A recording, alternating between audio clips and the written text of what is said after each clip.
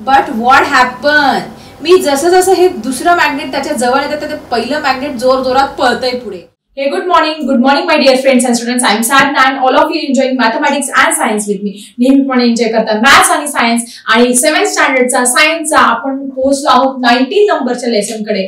That is the name of lesson is properties of magnetic field. हा नवीन fresh chapter मी तुमच्यासाठी घेऊन आलेली आहे. मग काय आहे या लेसन मध्ये, चुंबकीय क्षेत्राचे सगळे गुणधर्म आपल्याला समजून घ्यायचे आहे. तर प्रॉपर्टीज ऑफ मॅग्नेटिक फील्ड. आता या लेसनचं नाव तुम्ही वाचल्यानंतर त्याच्यामध्ये एक शब्द स्पेसिफिक तुम्हाला बघायला मिळेल, that is what is magnet. आता मॅग्नेट तुम्ही डेली लाईफ मध्ये खूप सारे एक्झाम्पल घ्या. लेट्स रिकॉल मध्ये तुमच्या पुस्तकामध्ये एक पहिला प्रश्नच तो दिलेला आहे, where and how are magnets used in your houses and our surrounding. म्हणजे तुमच्या घरामध्ये आणि तुमच्या आजूबाजूला असे कुठले कुठले उदाहरण आहे की जिथे तुम्ही मॅग्नेटचा वापर केलेला आहे. मॅग्नेट शब्द सगळ्यांनी ऐकला असेल. चुंबक म्हणतो आपण त्याला, लहचुंबक म्हणत असतो. मग कुठे कुठे वापरतात जरा तुम्ही सुद्धा कमेंट बॉक्स मध्ये लिहा. मी जे उदाहरण सांगते ते सोडून अजून कुठे कुठे मॅग्नेटचा वापर होतो ते तुम्ही मला लिहायचं आहे कमेंट बॉक्स मध्ये. ठीक आहे. सगळ्यात महत्वाचं तुमची जी डोर बेल असते, म्हणजे आपली जी दाराची घंटी असते डोर बेल, आपण जी वाजवतो ट्रिंग ट्रिंग ट्रिंग ट्रिंग, तर जी डोर बेल आहे त्याच्यामध्ये सगळ्यात पहिले मॅग्नेटचा हा वापर केलेला असतो. अजून कुठे वापरतात बाळांनो, that is different type of cupboards. आपलं जे फर्निचर असतात ते फर्निचर जे कपबर्ड्स आहे, आपण थोडंसं जरी पुश केलं त्या दरवाजाला लगेच तो दरवाजा लागला जात असतो. तर त्याच्या दोन्ही स्ट्रिप्सला काय लागलेले असतात, मॅग्नेट. किंवा जो आपला मेन डोर आहे तो मेन डोर आपण जर पाठीमागे ढकलला तर तो भिंतीला न आदळता खाली जे मॅग्नेट लावलेलं असतं त्याला जाऊन आदळत असतो. म्हणजे डोर बेल मध्ये तर वापरतात, पण आपले जे डिफरंट कपबर्ड्स असतात, आपले जे डोर्स असतात, तिथे सुद्धा या मॅग्नेटचा वापर इथे केलेला असतो. अजून कुठे तुमचं रेफ्रिजरेटर आहे. रेफ्रिजरेटर सगळ्यांच्या घरी असतं. फ्रीज आहे, त्या फ्रीजचं डोर पण आपण थोडंसं जरी पुश केलं की लगेच ते क्लोज होत असतं. तिथे सुद्धा काय होत असतो, ह्या मॅग्नेटचा उपयोग होत असतो. त्यानंतर मोठे मोठे जे डीजे लाऊड स्पीकर्स असतात किंवा साधे जे स्पीकर्स असतात तिथे सुद्धा जो आवाजाची जी फ्रिक्वेन्सी आहे ती इन्क्रीज करण्यासाठी काय होत असतो, ह्या लाऊड स्पीकर मध्ये, वेगवेगळ्या स्पीकर्स मध्ये काय होत असतो, ह्या मॅग्नेटचा उपयोग होत असतो. अजून कुठे यूज होतो बाळांनो, तुमचे ज्या वेगवेगळ्या प्रकारच्या मोटर्स असतात, पाणी काढण्यासाठी आपण त्या मोटरचा युज करतो ना, किंवा वेगवेगळ्या मोटर्स असतात, त्या सगळ्या मोटर्सचं जे वर्किंग आहे ते मॅग्नेट शिवाय कम्प्लीट होत नाही. मग या सगळ्या मोटर्स मध्ये काय होत असतो, मॅग्नेटचा युज होत असतो. असे मी वेगवेगळे एक्झाम्पल्स तुम्हाला सांगितले, पण या व्यतिरिक्त अजून कुठे मॅग्नेटचा उपयोग होतो ते तुम्ही मला सांगायचं आहे कमेंट बॉक्स मध्ये.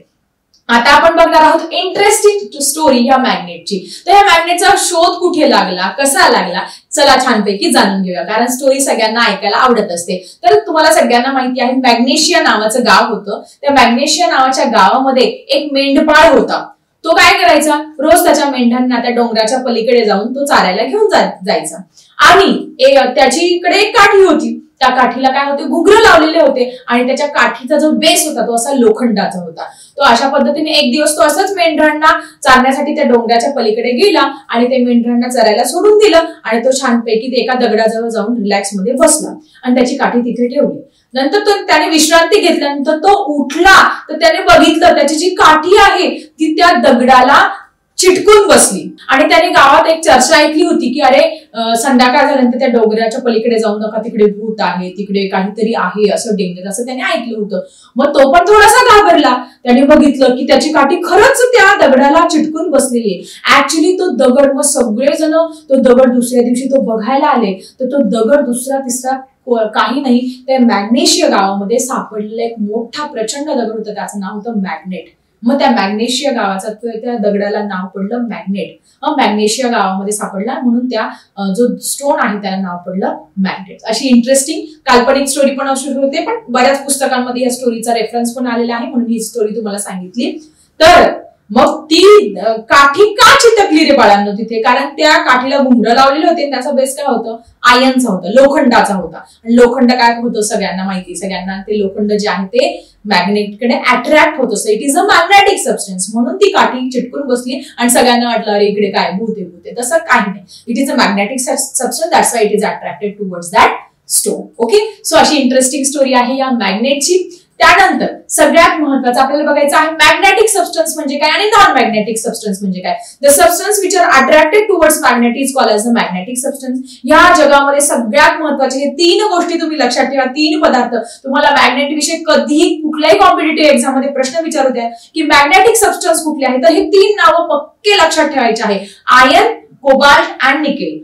आयर्न लोखंड, कोबाल्ट आणि निकेल हे ते जे 3 धातू आहे, हे 3 धातूच फक्त याच्याकडे मॅग्नेटकडे अट्रॅक्ट होतात, बाकीचे धातू अट्रॅक्ट होत नाही. तुम्ही म्हणाल सोनं अट्रॅक्ट होईल का? नाही. तुम्ही म्हणाल चांदी नाही, मर्क्युरी नाही, बाकी कुठलेही घटक त्या मॅग्नेटकडे अट्रॅक्ट होतात का? नाही. तर फक्त 3 घटक होतात. That is 3 magnetic substance which are they iron, cobalt, nickel. आता दुसरा आहे नॉन मॅग्नेटिक सबस्टन्स म्हणजे मॅग्नेटकडे अट्रॅक्टच होत नाही. मग आपण त्याची लिस्ट लिहू शकतो, खूप सारी उदाहरणं लिहू शकतो. For example there is gold, there is silver, there is mercury, there is thermocol, there is plastic, wood, different. You can write down different example in this which are the non-magnetic substance की जे लोह चुंबकाकडे किंवा जे आपलं magnet आहे त्याच्याकडे attract होत नाही. सो आय थिंक तुम्हाला मॅग्नेटिक सबस्टन्स काय आहे, नॉन मॅग्नेटिक सबस्टन्स काय आहे ही कन्सेप्ट सुद्धा इथे छानपैकी क्लिअर झाली असेल. आता आपण बघणार आहोत लेट्स रिकॉल मध्ये काही क्वेश्चन्स दिलेले आहेत. ते question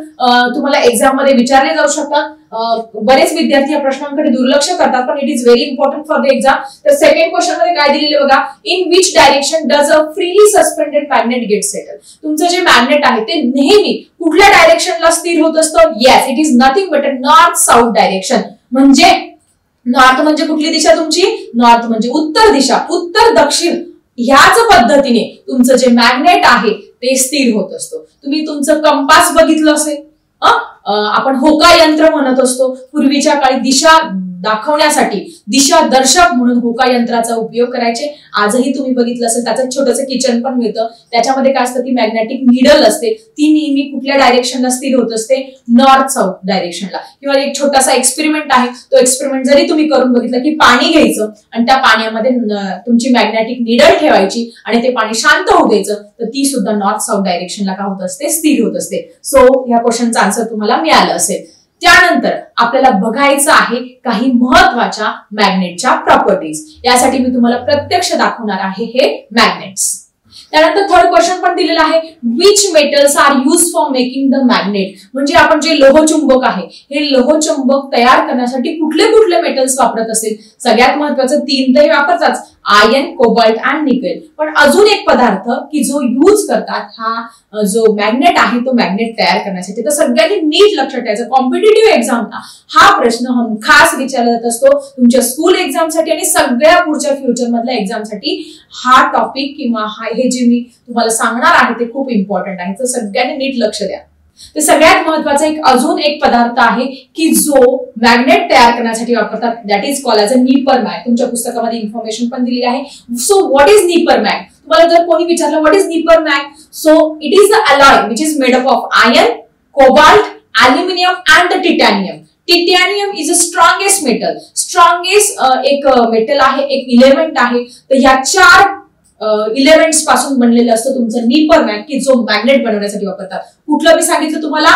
iron, cobalt, aluminium and titanium. या 4 पासून काय बनलेलं असतं? तुमचं नीपर मॅग बनलेलं असतो. आणि ऑलरेडी मॅग्नेटिक 3 सबस्टन्स लक्षात ठेवायचे, आयर्न, कोबाल्ट अँड निकेल. दुसरं काय सांगितलं? नीपर मॅग. अजून एक आहे त्याचं नाव आहे alnico. So what is alnico? So alnico means aluminium, cobalt and nickel याच्यापासून एक अलॉय बनलेला असतो, त्याला आपण म्हणतो अल्निको, की ज्याचा उपयोग सुद्धा मॅग्नेट बनवण्यासाठी केला जात असतो. सो आय थिंक तुम्हाला या प्रश्नाचं उत्तर क्लिअर झालं असं की मॅग्नेट तयार करण्यासाठी कुठले कुठले इलेमेंट्स किंवा कुठले कुठले मेटल्स वापरतात? सगळं आयर्न, कोबाल्ट, निकेल. पहिल्या प्रश्नाचं उत्तर, पहिला ऑप्शन तुमचा. दुसरं आहे नीपर मॅग. नीपर मॅग कशाचं बनलेलं असतं जरा कमेंट मध्ये लिहा.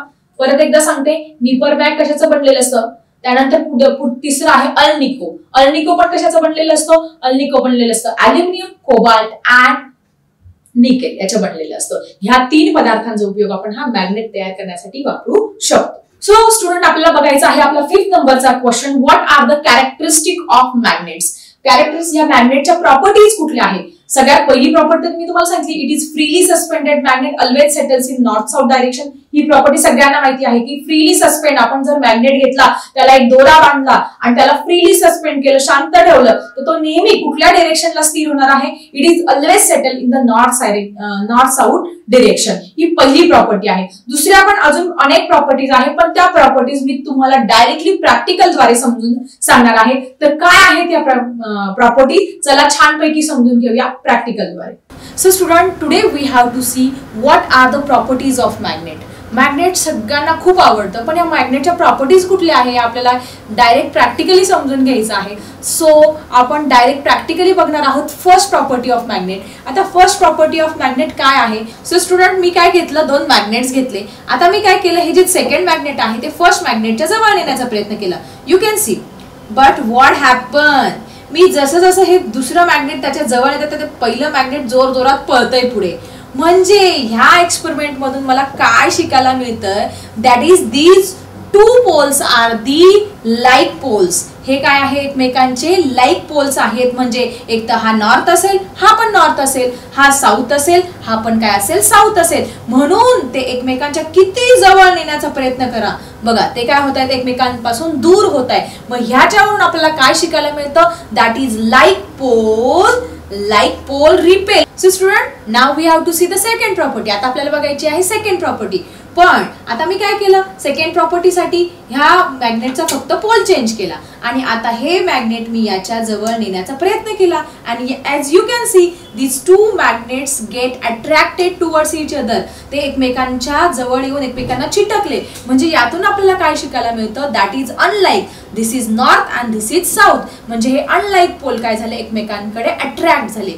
These are the 2 important properties of magnet. तर विद्यार्थी मित्रांनो, कसा वाटला आजचा व्हिडिओ? आय थिंक तुम्हाला मॅग्नेट काय आहे, मॅग्नेटचा शोध कसा लागला, मॅग्नेटच्या प्रॉपर्टीज काय आहे, निपर मॅग काय आहे, अल्निको काय आहे आणि लेट्स रिकॉलचे सगळे क्वेश्चन आय थिंक आजच्या या व्हिडिओमध्ये क्लिअर झाले असेल. व्हिडिओ जर आवडला असेल तर नक्की लाईक करा, कमेंट करा आणि तुमच्या फ्रेंड्स सोबत सुद्धा शेअर करा.